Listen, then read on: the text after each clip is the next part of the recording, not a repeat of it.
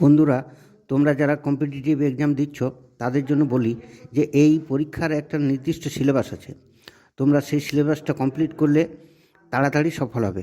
তো চলো, আমি সেই সিলেবাসের প্রত্যেকটি বিষয় তোমাদের লেখাবো। আজকের বিষয় হলো ইতিহাসের বৌদ্ধ ধর্ম। খ্রিস্টপূর্ব ষষ্ঠ শতকে জাতিভেদ প্রথার বিরুদ্ধে ধর্মীয় আন্দোলন গড়ে ওঠে। ওই সময় প্রায় 60টি ধর্মের আবির্ভাব ঘটেছিল। তাদের মধ্যে অন্যতম ছিল বৌদ্ধ ধর্ম।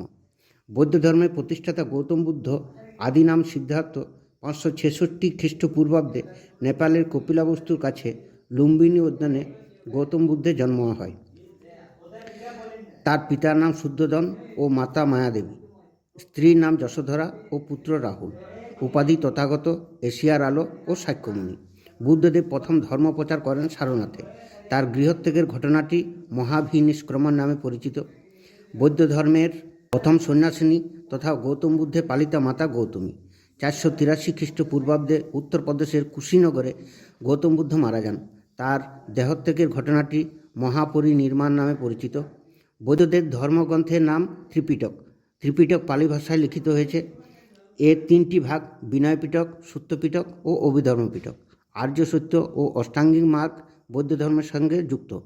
সেই সময় 4টি বৌদ্ধ সংগীতি অনুষ্ঠিত হয়েছিল। প্রথম বৌদ্ধ সংগীতি অনুষ্ঠিত হয় 483 খ্রিস্টপূর্বাব্দে। রাজা অজাতশত্রুর রাজগৃহে সভাপতি ছিলেন মহাকাশ্যপ। দ্বিতীয় 383 খ্রিস্টপূর্বাব্দে রাজা কালাশোকের আমলে বৈশালীতে সভাপতি সাভাকামী।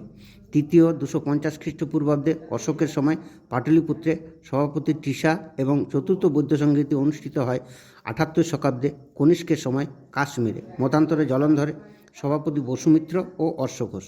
বুদ্ধদেবের পূর্বজন্মের কথা লিখিত হয়েছে জাতকে। জাতকের মোট গল্পের সংখ্যা 547। গৌতম বুদ্ধের মৃত্যুর পর বৌদ্ধ ধর্ম 2 ভাগে ভাগ হয়ে যায়, হিনযান ও মহাযান। কনিষ্ক তার মুদ্রায় প্রথম গৌতম বুদ্ধের মূর্তি স্থাপন করেন। বুদ্ধদেবের সমকালীন বিখ্যাত চিকিৎসক ছিলেন জীবক। বৌদ্ধদের কুলপঞ্জি বর্ণিত গ্রন্থ দীপবংশ। গৌতম বুদ্ধের ঘোড়ার নাম ছিল কণ্টক।